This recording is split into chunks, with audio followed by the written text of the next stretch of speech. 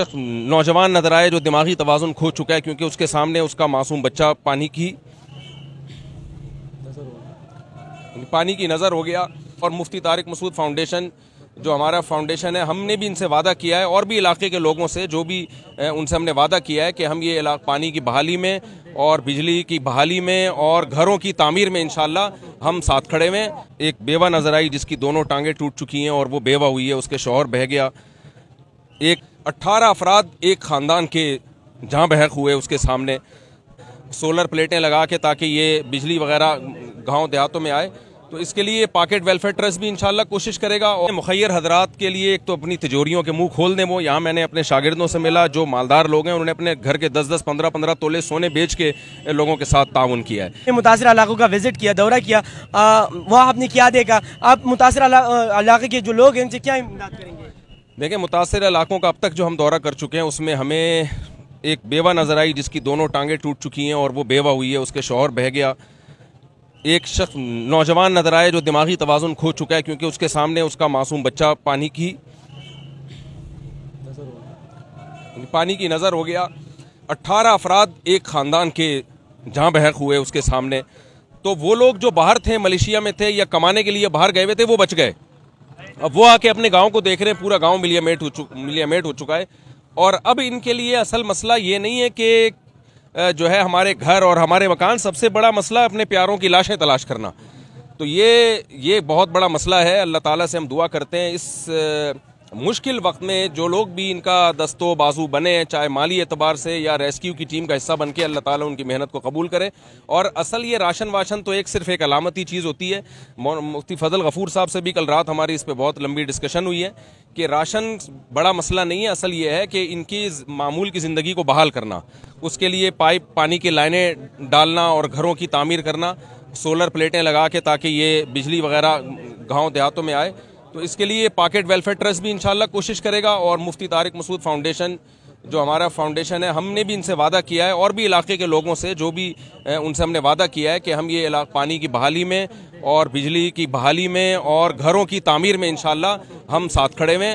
और इस काम को हम पाया तकमील तक पहुंचा के इंशाल्लाह दम लेंगे। आपके चाहने वाले बहुत ज़्यादा है, मुहैयर हजरात इसमें भी है। अब मुहैयर हजरात के नाम क्या पैगाम देने? यह जो इलाका है या जो कारोबारी मराकज़ है, ये सब कुछ तबाह हो चुके हैं। देखिए, मुखैर हजरात के लिए एक तो अपनी तिजोरियों के मुँह खोल दें। वो यहाँ मैंने अपने शागिर्दों से मिला जो मालदार लोग हैं, उन्होंने अपने घर के 10-10, 15-15 तोले सोने बेच के लोगों के साथ ताउन किया है। दूसरी बात यह कि जब भी ऐसा कोई मसला होता है तो उसमें जो मुस्तहिक और गैर मुस्तहिक में फ़र्क करना बड़ा मुश्किल काम हो जाता है। बहुत दफ़ा ऐसा होता है जब बालूशाही बट रही होती है ना, तो जो मुस्तहिक नहीं होते वो पेड़े खाने के लिए आ जाते हैं। तो और जो गमज़दा होते हैं वो अपने प्यारों की लाशें तलाश कर रहे होते हैं। तो अपना पैसा सही हाथों में पहुँचाएँ आप। जो भी लोग हैं वो ऐसा ना हो कि जो भी आ रहा है चंदा मांगने के लिए पकड़ा दिया उसको आपने। आप तहकीक करें, जो काबिल एतमाद ट्रस्ट हैं उन पर ट्रस्ट करें आप। और अच्छे लोग हैं, बहुत से मिले ज़रूर। तो रात हमारी मुलाकात हुई और मेरा ख्याल है पौने घंटा 1 घंटा हमें यहाँ इनकी खिदमात सुनने का मौका मिला। 50-50 लोगों की एक टाइम पे इन्होंने नमाज़ें पढ़ाई हैं और 40 लोगों की इकट्ठी नमाज पढ़ाई, नमाज जनाजा। और फिर 1000 अफराद की रेस्क्यू टीम इन्होंने नौजवानों की तैयार की है। मुफ्ती 3,500 तक। ओह माशाल्लाह, कल रात तक 1000 अफराद थे और अब बता रहे हैं 3,500। तो हम तो क्या खिदमत करेंगे, ये खुद खिदमत कर रहे हैं।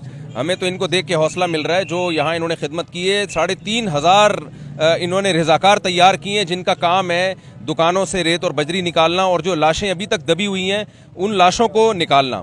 और कल इन्होंने जो दिल सोज वाक़यात सुनाए वो कोई इंसान अपने ऊपर ज़ब्त नहीं कर सकता कि कब्रें तैयार हैं लोगों की तरफ से और लाशों का इंतज़ार हो रहा है कि हमारे प्यारों की जो लाशें हैं। तो आप सब लोगों को चाहिए मुफ्ती फजल गफूर साहब का आप भरपूर साथ दें।